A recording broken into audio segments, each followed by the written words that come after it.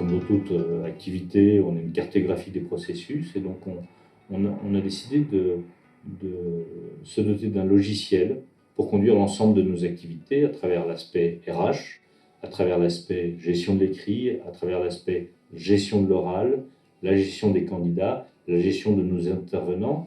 Je travaille avec des intervenants, que ce soit des docteurs agrégés pour les parties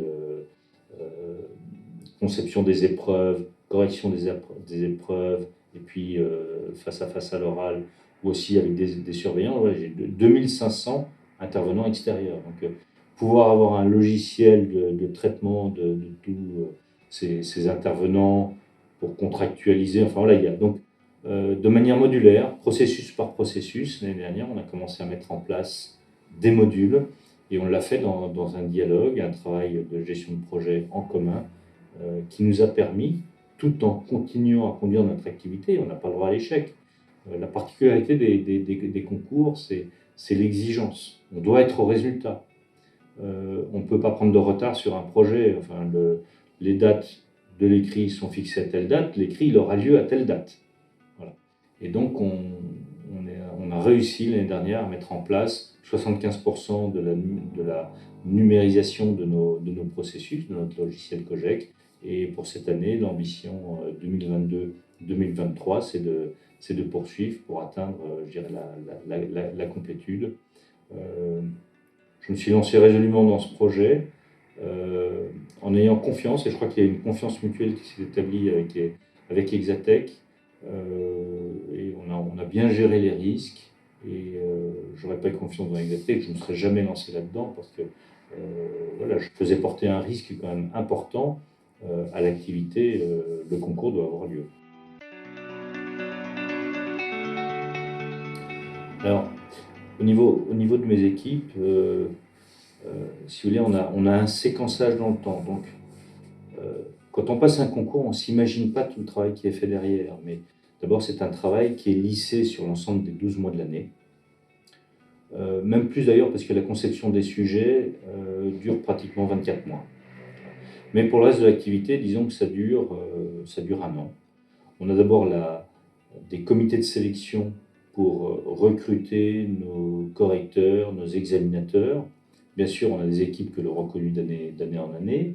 On les connaît bien, mais comme dans toute communauté, voilà, on a des départs en retraite, on a des correcteurs, des examinateurs à un moment donné qui souhaitent ne plus poursuivre. Bref, donc j'ai à peu près 20% du personnel que je dois remplacer. Donc voilà, donc on a un module qui permet de recruter, de sélectionner les correcteurs, les examinateurs pour l'année suivante.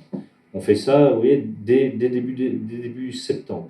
Hein, donc on est en cours en ce moment, on est au début septembre, on est en cours pour que les correcteurs et les examinateurs sachent qu'on va compter sur eux pour l'année suivante.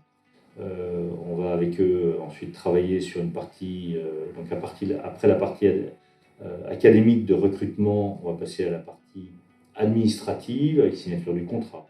En parallèle, je recherche les centres d'écrit. Donc là aussi, j'ai les centres d'écrit de l'année dernière, mais pour différentes raisons. J'ai un lycée qui est en travaux qui ne pourra pas nous accueillir. Le centre des expositions de Versailles ne peut pas nous accueillir, je dois aller ailleurs. Enfin, voilà, donc c'est vivant. Et donc on a tout un travail qui est fait là aussi en septembre-octobre de préparation pour définir les centres dans lesquels on va pouvoir dérouler nos épreuves. Ensuite, je sors une notice, donc je revois la notice. En vrai, il y a tout un travail qui est fait progressivement, avec une étape importante, c'est l'inscription des candidats au mois de décembre, qui se termine pratiquement à la mi-janvier.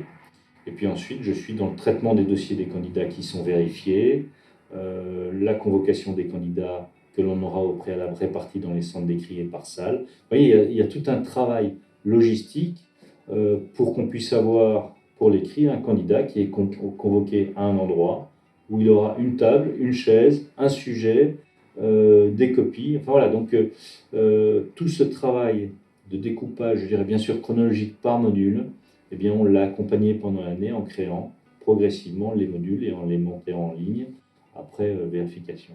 Et pour chacun des modules, on a eu un dialogue permanent, s'appuyant sur des vidéos, s'appuyant sur des rencontres pour pouvoir, avec des batteries de tests, enfin voilà, il y a tout un travail qui a été effectué. Vous savez, comme dans toute entreprise, il y a une quantité de travail. On s'appuie sur des équipes de collaborateurs. Et donc, au niveau des outils, on essaie de s'améliorer pour être plus performant. Donc, le groupement d'intérêt public CCMP a été créé en 2014. Voilà. Ça fait 61 ans que le concours existe, mais il a pris cette forme juridique en 2014, qui a marqué finalement le début d'une séquence de professionnalisation. Donc, je parlais tout à l'heure de la maîtrise des risques. L'efficacité dans l'organisation font qu'on avait besoin d'un outil. Imaginez les contrats de travail, voilà, on est obligé de les faire signer par 2500 personnes. Aujourd'hui, ces personnes-là ont un portail avec un mot de passe. Ils vont pouvoir signer leur contrat directement en recevant un SMS ou un numéro de code par email. Enfin voilà, on se modernise pour être plus efficace, pour permettre en interne et pour les intervenants extérieurs, eh bien, d'être dans des conditions de travail optimisées. Voilà, donc on s'appuie sur les outils numériques qui peuvent nous aider. Enfin, nous, on est ravis d'avoir fait ce saut en avant. En termes d'innovation, c'est vraiment un changement énorme. Alors, il y a eu un investissement, bien sûr. L'année 2021-2022, comme le sera 2023, sont pour chacun des membres de l'équipe des permanents du groupement d'intérêt public CCMP. Ça correspond finalement à une surcharge de travail. Parce que par rapport au travail normal, il faut en plus s'investir pour participer à la création de l'outil. Voilà. Mais quand je parle de s'investir, c'est s'investir personnellement, mais c'est également un investissement pour l'avenir, parce que j'espère qu'on va avoir, dès cette année, sur les 75% qui sont réalisés, si vous voulez, on va repartir avec une nouvelle session. On a des bases de données dans lesquelles on a l'ensemble de nos intervenants, de nos centres d'écrit, de nos centres d'oraux. Enfin, voilà, donc on a investi et ça va nous permettre de mieux travailler et de nous consacrer avec beaucoup plus d'attention à la qualité.